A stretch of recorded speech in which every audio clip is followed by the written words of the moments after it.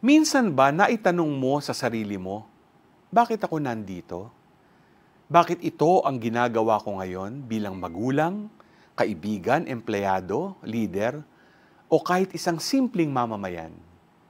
Sa Ebanghelyo ngayon, bago pumili si Jesus ng 12, magdamad muna siyang nanalangin.